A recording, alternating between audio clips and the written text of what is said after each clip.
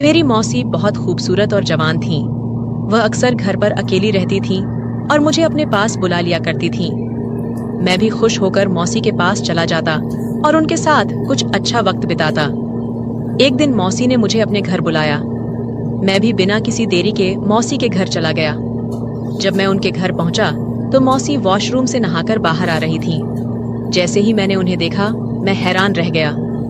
मौसी वाकई बहुत सुंदर लग रही थीं। उनकी खूबसूरती देखकर अंदाजा लगाना मुश्किल था कि वह शादीशुदा हैं। उस वक्त मैं अपने मौसा के घर ठहरा हुआ था क्योंकि मम्मी पापा विदेश जा रहे थे। इससे पहले जब छोटे मौसा मम्मी पापा से मिलने आए थे तो उन्होंने पापा से कहा कि आरो को हमारे घर छोड़ दीजिए। पापा ने पहले मना किया क्योंकि अब मैं बड़ा हो चुका था और अपना ख्याल खुद रख सकता था। लेकिन मौसा मौसी ने पापा को मना लिया और मैं उनके घर आ गया। दोस्तों, कहानी को पूरा सुनिएगा। बहुत ही इंटरेस्टिंग कहानी है और चैनल पर पहली बार आए हैं तो चैनल को सब्सक्राइब कर लें। मौसी मोनिका की शादी मेरे मौसा से लगभग 10 साल पहले हुई थी। उस वक्त मैं सिर्फ 10 साल का था, लेकिन मौसी की खूबसूरती और शालीनता ने हमेशा मुझे प्रभावित किया। उनकी आवाज़ धीमी और लहजा बहुत नरम था। मौसा और मौसी की जोड़ी बहुत आदर्श मानी जाती थी, लेकिन उन्हें अभी तक औलाद नहीं हुई थी। दोनों ने इसे अपनी किस्मत मानकर स्वीकार कर लिया था। मौसा और मौसी में बहुत प्यार था और मुझे लगता था कि उनका रिश्ता काफी मजबूत था। शादी के बाद मौसी का व्यक्तित्व और निखर गया था। उनकी खूबसूरती में एक अलग ही कशिश थी। उस दिन जब मौसी घर की सफाई कर रही थीं और मैं टीवी देख रहा था तो उन्होंने मुझसे पूछा, आरो बेटा, आज कॉलेज नहीं जाना क्या? मैंने जवाब दिया, नहीं मौसी, सेमेस्टर खत्म हो गया है, इसलिए 1.5 महीने की छुट्टियां हैं। मौसी ने हल्के से सिर हिलाया और झुककर मेज को साफ करने लगीं। लेकिन मौसी का ऐसा देखकर मुझे समझ नहीं आ रहा था कि क्या करूं और क्या ना करूं। मुझे मौसी के घर आए हुए 2 दिन हो चुके थे। रात के खाने पर मौसा ने मौसी से कहा कि उन्हें 20 दिन के लिए लाहौर जाना है। अगर यह सफर लंबा होता तो वह मौसी को भी साथ ले जाते, लेकिन इस बार मैंने मौसी के पास रहने की वजह से उन्हें अकेले जाना मुनासिब समझा। इन 2 दिनों में मैंने मौसी की आदतों और दिनचर्या को ध्यान से देखा था। वह चाय की बहुत शौकीन थीं और हमेशा चाय में ज्यादा दूध डालती थीं, जबकि मुझे डिब्बे का दूध पीने की आदत थी। अगले दिन मैं अपने दोस्तों के साथ बैठा बातें कर रहा था। हमारी बातचीत का अंदाज मजाकिया और हल्का फुल्का था, लेकिन मेरे कुछ शब्द बहुत ही आपत्तिजनक थे। मौसी, जो पास ही थीं, मेरी बातें सुनकर चौंक गईं।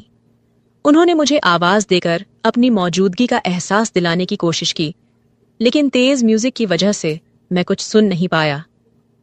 मौसी थोड़ी देर मेरी बातें सुनती रहीं और फिर चुपचाप अपने कमरे में चली गईं।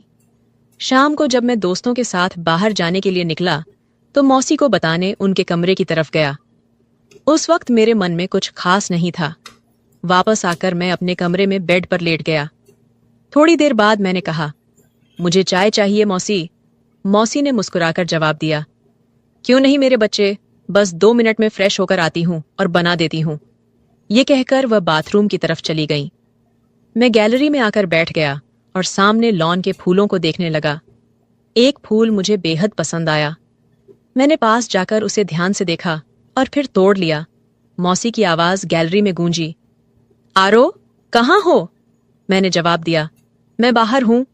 थोड़ी देर में मौसी हाथ में ट्रे लेकर बाहर आईं। उसमें 2 कप चाय रखी हुई थी। उन्होंने एक कप मुझे पकड़ाया और दूसरा खुद अपने लिए लिया। उसी वक्त मैंने वह फूल जो मेरे हाथ में था मौसी की ओर बढ़ा दिया।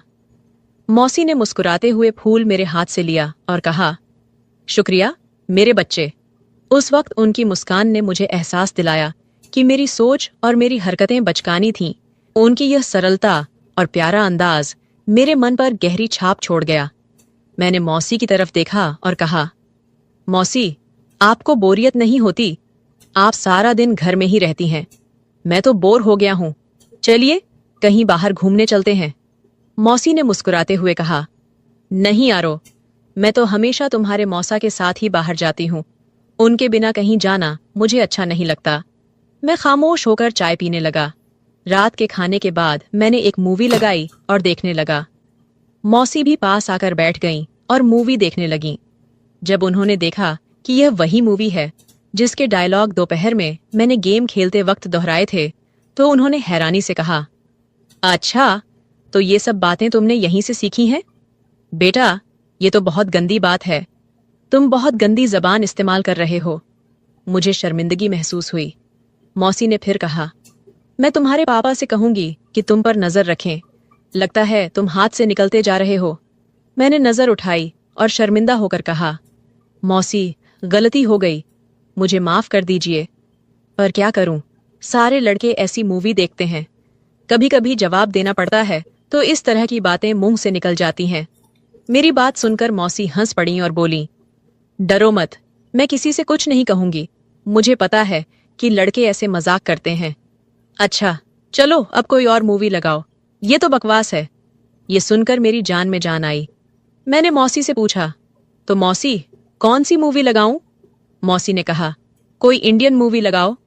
मैंने उनके लिए एक इंडियन मूवी लगा दी। मौसी मूवी देखने लगी और मैं चोरी छिपे मौसी को देखने लगा। तभी मौसी ने अपनी एक टांग दूसरी टांग पर रख ली और सोफे पर टेक लगाकर आराम से बैठ गईं। मैंने भी उनकी नकल करते हुए अपनी एक टांग दूसरी पर रख ली। मुझे लगा कि मौसी ने मेरी इस हरकत को नोट किया है, क्योंकि उनके चेहरे पर हल्की सी मुस्कुराहट आ गई थी। मैं भी मौसी की तरह सोफे के दूसरे कोने पर बैठा हुआ था। थोड़ी देर बाद मौसी ने मुस्कुराते हुए अपनी पोजीशन बदली। मैंने भी उन्हें देखकर अपनी पोजीशन बदल ली। मौसी हंस पड़ी और बोली, आरो, तुम मेरी नकल कर रहे हो। मौसी की हंसी सुनकर मैं भी मुस्कुरा दिया। उनका यह हल्का फुल्का मजाक मेरे दिन का सबसे अच्छा पल बन गया। मैंने उनकी तरफ देखकर सिर हिलाया तो मौसी ने हल्का सा गुस्सा करते हुए कहा, तुम मुझे क्यों तंग कर रहे हो? मैंने मुस्कुराकर जवाब दिया, आपको तंग करना मुझे अच्छा लगता है। मौसी ने हैरानी से पूछा, क्यों? मैंने फौरन कहा, कितने दिन हो गए हैं, न किसी से डांट खाई है, न किसी ने जूते मारे। ऊपर से आप बहुत बोरिंग हो। मेरी बात सुनकर उनके माथे पर हल्की सी शिकन आई। उन्होंने कहा, आरो, क्या मैं सच में बोरिंग हूं? मैंने मजाक में जवाब दिया, पता नहीं, लेकिन अकेले रहकर मेरा क्या होगा, ये सोचकर डर लगता है। मौसी मुस्कुराई और बोली, तुम्हें मार खानी है तो मैं देती हूं। वह मुझे अब भी मासूम और शरारती बच्चा समझ रही थीं, और ये मेरे लिए फायदेमंद था। शायद इन्हीं फिजूल बातों के चलते मौसी और मैं अच्छे दोस्त बन गए। रात करीब 11 बजे मौसी के मोबाइल पर मौसा का फोन आया। वह फोन उठाकर अपने कमरे में चली गईं। मैंने कुछ देर मूवी देखी और फिर टीवी बंद करके अपने कमरे की तरफ जाने लगा। तभी मौसी के कमरे से उनकी आवाज सुनाई दी, आपको बहुत मिस कर रही हूं, पता नहीं ये दिन कैसे कटेंगे। दूसरी तरफ से क्या कहा गया ये तो नहीं पता, लेकिन मौसी की यह बात मेरे लिए किसी सरप्राइज से कम नहीं थी।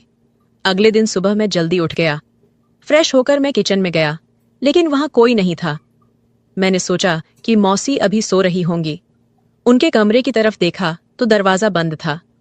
मैंने खुद के लिए चाय बनाई, स्लाइस गर्म किए और मेज पर बैठकर नाश्ता करने लगा। थोड़ी देर बाद मौसी के कमरे का दरवाजा खुला। वह बाहर निकली और मुझे देखकर थोड़ा सा शर्मिंदा होकर बोली, रात को नींद नहीं आई, बहुत देर से सोई थी, इसलिए सुबह जल्दी नहीं उठ सकी। मैंने मुस्कुराकर कहा, कोई बात नहीं, आपको नाश्ता करना है? चलिए, आज आपका नाश्ता मैं बना देता हूं। मौसी हंस पड़ी और बोली, तुम और नाश्ता? क्या बात है? मैंने कहा, पहले आप फ्रेश हो आइए, फिर देखते हैं। मौसी मुस्कुराई, सिर हिलाया और दोबारा अपने कमरे में चली गईं। मैंने आवाज लगाई, मौसी, आपको नाश्ते में क्या पसंद है? मौसी ने हंसते हुए कहा, तुम जो भी बनाओगे मैं खुशी से खा लूंगी। मैंने सिर झुकाकर कहा, जैसे आपकी मर्जी, और फिर किचन की तरफ मुड़ गया। मैं किचन में नाश्ता बनाकर लौटा और मौसी को आवाज दी। मौसी हॉल में आई और कुर्सी पर बैठ गईं। मैंने कहा, मौसी, आपका नाश्ता तैयार है। ट्रे को उनके सामने रख दिया। मौसी मेरी तरफ मुस्कुराते हुए देख रही थीं। उन्होंने मेरे सिर पर हाथ फेरा और प्यार से मेरे बालों को बिगाड़ दिया। मैंने उनके हाथ को पकड़ लिया और कहा, मौसी, आपने मेरे बालों का स्टाइल खराब कर दिया। मौसी ने हंसते हुए मेरे गाल पर हल्के से थप्पड़ मारा और कहा, कुछ नहीं हुआ, आराम से बैठो और नाश्ता करो। मौसी ने नाश्ता खत्म किया और मुस्कुराते हुए बोली, आरो, तुम्हारा बहुत शुक्रिया। चलो, आज से हम पक्की दोस्ती करते हैं। बहुत दिनों बाद इस तरह हंसी हूं और इतना अच्छा नाश्ता किया है। मैंने नकली गुस्से में मुंह बनाते हुए कहा, तो क्या मैं आपका दोस्त नहीं हूं मौसी? मौसी ने मेरे गाल पर चुटकी काटते हुए कहा, दोस्त हो पर कच्चे वाले। आज से पक्की दोस्ती करते हैं। मैंने गाल मलते हुए कहा, यार, आप आंटियों की तो ये बहुत गंदी आदत होती है, गाल ही लाल कर देती हैं। मौसी हंस पड़ी और फिर दोनों हाथ मेरे कानों की तरफ बढ़ाए। मैं भागने लगा। मौसी हंसते हुए मेरे पीछे भागी और बोली, रुको, तुम्हें मार लगाती हूं। मैं भागते भागते रुक गया और अपनी कमर पर हाथ रखकर सांस लेते हुए कहा, ठीक है। मौसी हंसते हुए पास आई और अचानक मेरे दोनों कानों पर चुटकी काट ली। मैंने रोने जैसी शक्ल बनाते हुए कहा, आपसे तो कोई प्यार की उम्मीद ही नहीं है, आप बहुत बेदर्द हैं। मौसी ने हंसते हुए मुझे देखा, जहां चुटकी काटी थी वहां प्यार से सहलाया और कहा, सॉरी यार। फिर उन्होंने कहा, अच्छा, मैं चेंज करके आती हूं, मार्केट से वह सामान ले आना है। मैंने कहा, ठीक है, मैं भी चेंज कर लेता हूं, शायद कोई लड़की मेरे जाल में फंस जाए और मेरे भी मजे हो जाएं। मौसी ने मुस्कुराते हुए मेरी कमर पर हल्का सा थप्पड़ मारा और कहा, आरो, थोड़ी तो शर्म करो। मैंने हैरानी से पूछा, शर्म किस बात की मौसी? मौसी बोली, अपनी इन तूफानी हरकतों से। मैंने हंसकर जवाब दिया, यार, जिंदगी में थोड़ा सा मजा भी होना चाहिए, वरना तो सारी उम्र आप मुझे किसी काम का नहीं छोड़ेंगी। आरो ने मजाक करते हुए कहा। मौसी को पहले तो उसकी बात समझ नहीं आई, लेकिन जब समझ में आई तो वह थोड़ी देर के लिए चुप हो गई।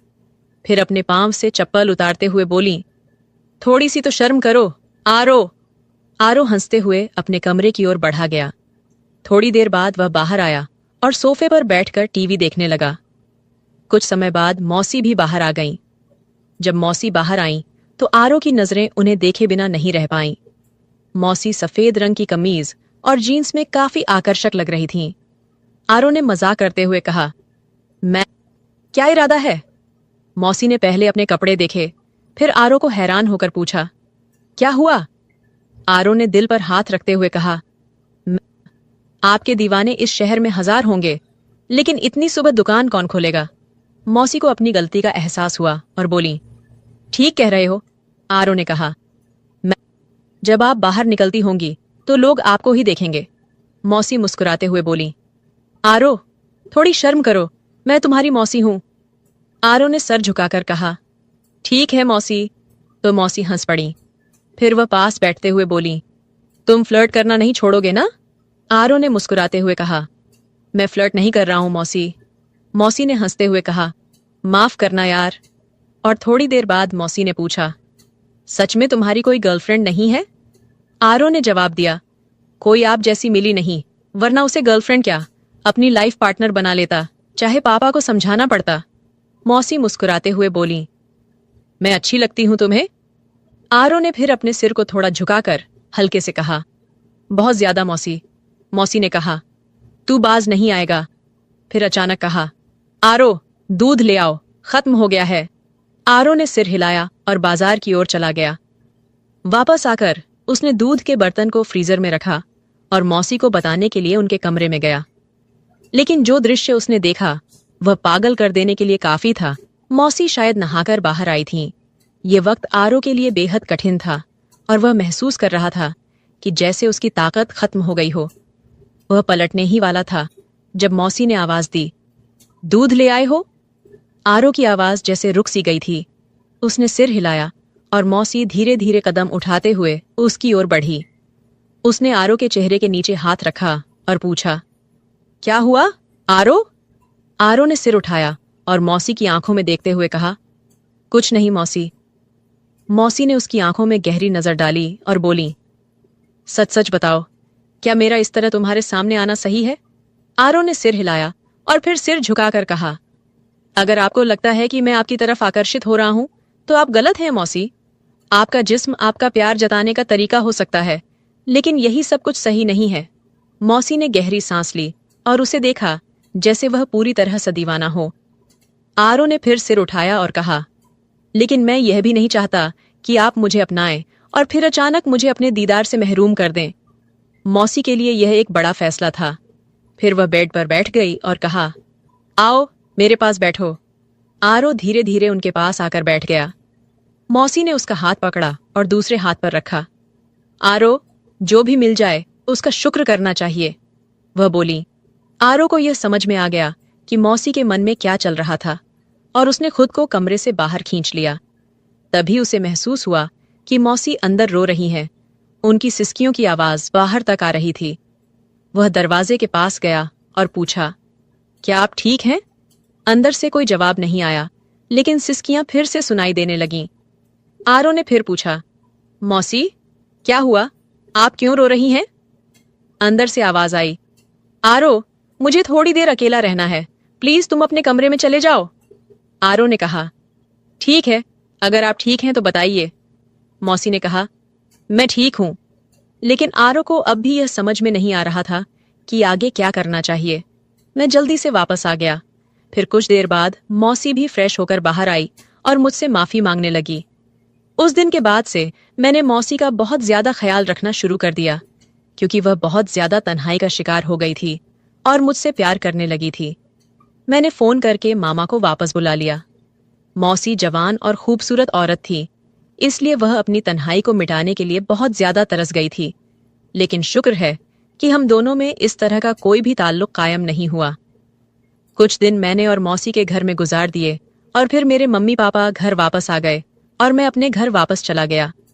मेरा सभी लोगों का यही कहना है कि हमेशा घर में किसी के सहारे अपनी बहन या पत्नी को अकेले छोड़कर ना जाएं, क्योंकि शैतान कभी भी इंसान को बहका सकता है और शैतान के बहकावे में आकर यह गलती इंसान कर बैठता है। लिहाजा ये काम करने से पहले 1000 बार सोचना चाहिए, क्योंकि आप लोगों के घर टूट सकते हैं। मर्दों से गुजारिश है कि वह अपनी बहन या पत्नी को किसी के भरोसे पर छोड़कर न जाएं। जब मैं घर वापस लौट आया तो मुझे लगा कि जैसे कुछ अनकहा और अधूरा सा रह गया हो। मेरी जिंदगी में जो बदलाव आए थे वे केवल बाहरी नहीं थे, बल्कि अंदरूनी भी थे। मुझे यह एहसास हुआ कि रिश्तों का असली मोल समय और समझदारी में है। मौसी और मैं एक दूसरे से ज्यादा करीब हो गए थे, लेकिन इस करीबी में एक सीमा बनी रहनी चाहिए थी। एक दिन जब मैंने मौसी से बात की तो उसकी आंखों में एक नई तरह की शांति थी। वह अब पहले जैसी तन्हाई का शिकार नहीं थी और मुझे लगा कि वह अब अपने जीवन में सच्ची खुशियों की तलाश में है। मैंने मौसी से कहा, आप अब खुश रहना डिजर्व करती हैं मौसी।